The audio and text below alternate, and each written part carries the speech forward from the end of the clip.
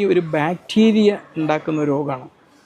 എലികളുടെ മൂത്രം കലർന്ന വെള്ളത്തിലൂടെ, മൂത്രം കലർന്ന മണ്ണിലൂടെ ഇത് മനുഷ്യരിലേക്ക് പകരുന്നു. മുറിവുകളൊക്കെ നമ്മുടെ ശരീരത്തിൽ, പ്രത്യേകിച്ച് കർഷകരൊക്കെ ഇടയിലേക്ക് പോകുമ്പോൾ ചെറിയൊരു മുറിവൊക്കെ ഉണ്ടെങ്കിൽ അതുവഴി ഈ മൂത്രം അങ്ങോട്ട് പ്രവേശിച്ച് കഴിഞ്ഞാൽ അതിൽ എലിപ്പനി ഉണ്ടാക്കുന്ന ബാക്ടീരിയ ഉണ്ടെങ്കിൽ എലിപ്പനി വരാനുള്ള സാധ്യതയുണ്ട്.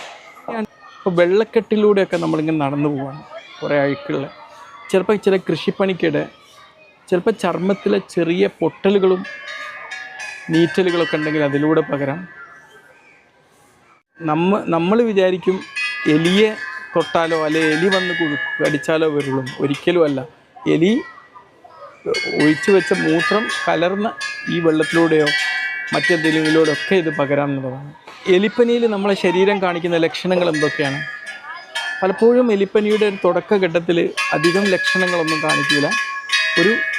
ചിലപ്പോൾ സാധാരണ പനി പോലെ അങ്ങോട്ട് കടന്നു പോവുകയാണ് ചെയ്യുക.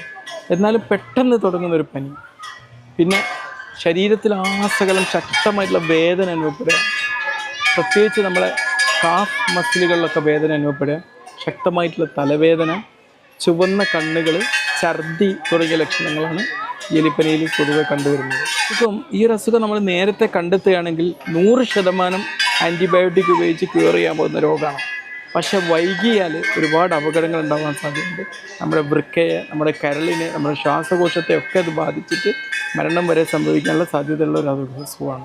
അപ്പോൾ എങ്ങനെയാണ് നമുക്ക് എലിപ്പനി വരുന്നത് തടയാൻ പറ്റുക? തീർച്ചയായിട്ടും ഡോക്സിസൈക്ലിൻ പോലത്തെ മരുന്നുകൾ ഹൈ റിസ്ക് ആൾക്കാർക്ക് ഒരു പ്രിവെൻറ്റീവായിട്ട് കൊടുക്കാറുണ്ട്. ഇപ്പോൾ നമ്മൾ വെള്ളത്തിലോട്ട് ഇറങ്ങുകയാണെങ്കിൽ എന്തെങ്കിലും ബൂട്ടോ ഗ്ലൗസോ ഒക്കെ ഉപയോഗിച്ചിട്ട് ഇറങ്ങുക. പിന്നെ ഒരു കാരണവശാലും നമ്മൾ കാൽ വെച്ചിട്ട് നടക്കാൻ പാടില്ല. ചെറിയ മുറിവുകളും പൊട്ടലുകളൊക്കെ ഉണ്ടെങ്കിൽ അതിനെ പൂർണ്ണമായിട്ടും മറച്ചു വെക്കണം. പിന്നെ നമ്മുടെ പരിസരങ്ങൾ വൃത്തിയായിട്ട് സൂക്ഷിക്കുക എന്നുള്ളതാണ്. പ്രത്യേകിച്ച് എലികളെ നിയന്ത്രിക്കുന്ന കാര്യത്തിലൊക്കെ നമ്മൾ ശ്രദ്ധിക്കണം. പിന്നെ ഏതെങ്കിലും വെള്ളക്കെട്ടിലൊക്കെ നമ്മൾ എത്തിക്കഴിഞ്ഞാൽ അവിടെ എന്തെങ്കിലും ഇപ്പോൾ നമ്മൾ ഒരു വയലിലോട്ടൊക്കെ ഇറങ്ങി അങ്ങനെ എന്തെങ്കിലും ഉണ്ടായിക്കഴിഞ്ഞാൽ ഉടൻ തന്നെ ഒരു ഡോക്ടറെ കാണുക.